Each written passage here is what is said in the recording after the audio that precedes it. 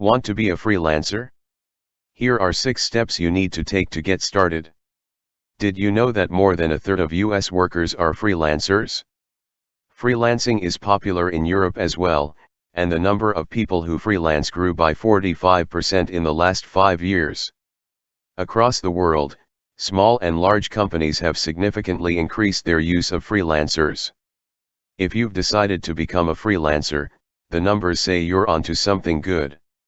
Whether your goal is to earn some money on the side or make freelancing a full-time career, you'll need to arm yourself with knowledge, determination to learn and improve, and lots of patience. Here's how to start freelancing. How do you become a freelancer? The freelance market is growing by the day, and if you want to be competitive, you have to prepare accordingly. Follow these 6 steps to get started. Step 1. Consider whether freelancing is for you. Freelancing has its pros and cons, more on that later, but in general, you must possess a specific mindset to be a freelancer. Being your own boss is a great thing if you're disciplined and reliable.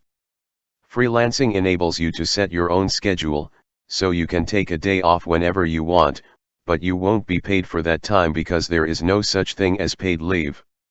If you want to be a freelancer, you should maintain a daily work routine, be ready to juggle several projects at the same time and continually look for new projects so you can maintain a steady flow of work. If you're still working full-time, don't quit your job immediately. Instead, combine freelancing and full-time work until you accumulate enough clients and connections to support yourself as a freelancer. Working from a comfortable place of steady work and safe income is a much better environment for developing your freelance business. Step 2. Find a platform. Most freelancers use freelancing platforms to find work.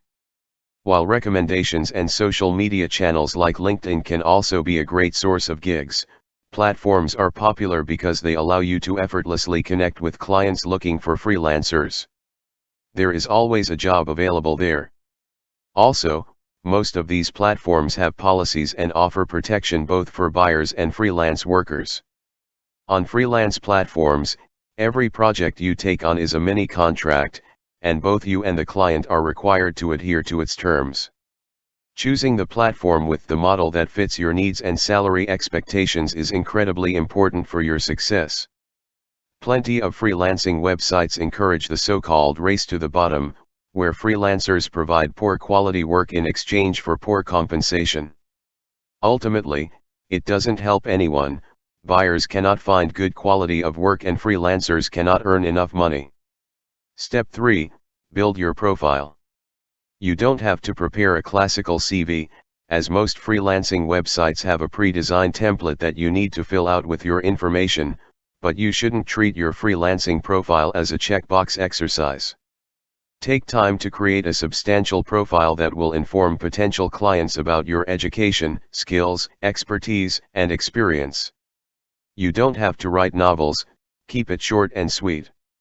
List your skills, experiences, special achievements, and explain why you're the best person for the job. Step 4. Build your portfolio.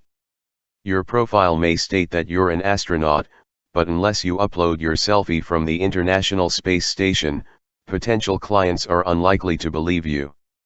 So, when you create your profile, make sure you provide a portfolio that illustrates your skills and experience. But what if you're a beginner in your chosen field? My suggestion is to either take time to create a portfolio with sample works or simply accept several jobs at a discounted rate in exchange for experience. Step 5. Determine your price. Speaking of discounts, while your hourly rate or project price heavily depends on your skill set and experience, don't work for peanuts. We already mentioned how this devalues both freelancers and the quality of work.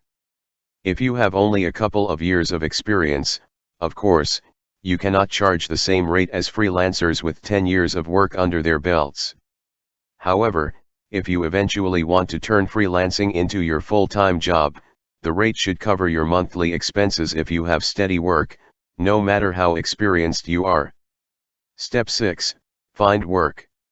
If you're actively looking for projects and clients, here are a few tips to help you find them. First, Apply only for the jobs you are confident you can do. There is no point in applying for a project you cannot complete on time with satisfactory results. As a freelancer, you're building your reputation from scratch, and especially in the beginning, it's of utmost importance to secure positive feedback. When you apply for jobs, make sure you craft a relevant cover letter that explains why you're the best choice for that particular job or project. Highlight the skills and experience that are relevant to requirements. Over time, freelancing platforms reward top-rated freelancers with badges, lower fees, and access to specially tailored job offers, so it's in your best interest to keep your clients happy. Some freelancers avoid online marketplaces because they come with the fees, usually between 5% and 20% of your earnings, that can really add up by the end of the month. In that case, try to use various groups on Facebook and LinkedIn to find work. However, be aware that with these gigs, there is no contract in place and no guarantee that someone won't take your work and never pay for it.